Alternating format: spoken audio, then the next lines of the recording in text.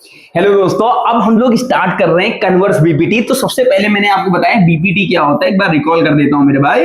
मैंने बताया था बीपीटी क्या होता है। जैसे एबीसी एक ट्रायंगल है और बीसी के जस्ट पैरेलल क्या है, आपने डीई ड्रॉ किया हुआ है। और कहा जाता है कि जब बीसी के पैरेलल डीई है तो इसको हम एडी अपॉन डीबी और एई अपॉन ईसी लिख सकते हैं। लेकिन कन्वर्स बीपीटी में इसी का अपोजिट कर दो, यानी तुम्हें दे क्या रखा होगा, एडी अपॉन बीडी और एई अपॉन ईसी, और तुम्हें प्रूफ करना होगा कि जो डी है वो पैरेलल होगा बीसी के। मेरी बात समझ में आ गई? तो बिना किसी देरी के इसको हम प्रूव करने जा रहे हैं मेरे भाई। बहुत अच्छे से चीजों को समझिए। सबसे पहले गिवन क्या है, जो कि मैंने आपको बताया है। गिवन क्या है, एडी अपॉन डीबी और एई अपॉन ईसी।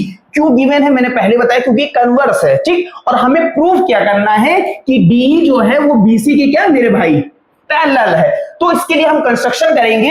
कंस्ट्रक्शन क्या करेगा कि बीसी जो है इसके जस्ट पैरेलल हमने डीई डैश क्या कर दिया मेरे भाई, एक ड्रॉ किया जो कि पैरेलल है। जैसे हम यहां पे लिखेंगे डीई डैश पैरेलल, ठीक है, किसके, बीसी के। तो अकॉर्डिंग टू बीपीटी तो हम इसको क्या लिख सकते हैं मेरे भाई, एडी अपॉन बीडी, क्योंकि पैरेलल कौन कौन से हैं, ये इसके पैरेलल है। तो जब ये इसके पैरेलल है तो हम ये अपॉन ये अपॉन ये लिखेंगे। क्यों? क्योंकि बीपीटी का कॉन्सेप्ट यही है कि एडी अपॉन बीडी, और यहां हम लिखेंगे एई डैश अपॉन, ठीक है, ई डैश, ठीक है, ई डैश सी। ये हो गया, ब्रैकेट में लिख देना बाई बीपीटी। क्या लिखोगे मेरे भाई, बाई बीपीटी। अब इसी में हम थोड़ा सा आगे बढ़ेंगे, ठीक। अब इस इक्वेशन में देखो ध्यान से, हमारे सामने एडी, ये इक्वेशन 1 है मेरे भाई, इस बात को बहुत ध्यान से समझना।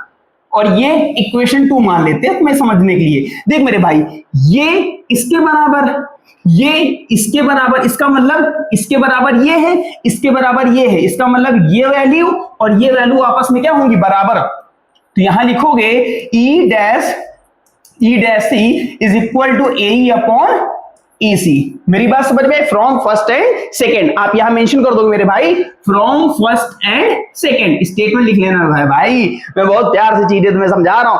अब इतनी बात अगर तुम्हें समझ में आ गई तो हम इसी में थोड़ा सा और डिटेल में बात करेंगे, ताकि चीजें तुम्हारे दिमाग में और बेहतर बैठे। देखो, अब जैसे मैंने इतनी चीज कर दिया, अब यहां क्या करोगे, adding one both side, adding, ठीक है, वन बोथ साइड, ठीक है। अब आप बोथ साइड क्या करोगे, एक को ऐड कर दोगे, ठीक। तो जैसे एक को ऐड करोगे, देखो A E dash upon E dash C plus 1, और यहां पे क्या किया मैंने, ए ई इक्वल लगा दो मेरे भाई, ठीक है, प्लस 1 कर दो। अब जैसे तुम यहां पे प्लस 1 करोगे तो इसको हम क्या लिखेंगे, A E dash plus E dash C divided by E dash C is equal to A plus EC divided by EC. इतनी बात तो तुम्हें समझ में आ गई होगी, घूर घूर के देख लो, ना समझ में आए तो और अच्छे से बता दूं, ठीक है। जैसे ये चीज तुम करोगे मेरे भाई, ठीक है, जैसे ये चीज तुमने किया तो देखो ए ई, देखो भाई, ए ई डैश और ई डैश, ये दोनों जुड़ के क्या बन जाएगा, एसी बन जाएगा। क्या बनेगा, एसी, और नीचे क्या हो गया, E dash C is equal to, यहां पे आप देखो, इसी को अगर मैं इरेज कर देता हूं, ए ई और ईसी ये भी मिलके क्या बन गया, एसी। तो यहां पे लिखोगे मेरे भाई AC upon EC.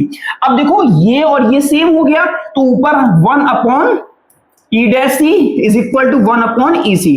Cross multiply करोगे तो हम यहां कह सकते हैं ई डैश सी जो है वो बराबर है किसके, ईसी के। इतनी बात क्लियर हो गई। इसका मतलब क्या है कि ये जो लाइन है वो कोइंसाइड कर रही है मेरे भाई, क्या कर रही है, कोइंसाइड कर रही है। कोइंसाइड का मतलब होता है एक लाइन दूसरे के ऊपर क्या कर रही है, लाई कर रही है। मेरी बात समझिए, कोइंसाइड का मतलब ही होता है एक लाइन दूसरे के ऊपर लाई कर रही है। तो जैसे यहां पे हम कह सकते हैं कि डी जो है वो बराबर है डीई के, तो हम कह सकते हैं डी डैश पैरेलल है किसके, बीसी के, यानी डी जो है पैरेलल है किसके, बीसी के। Hence prove.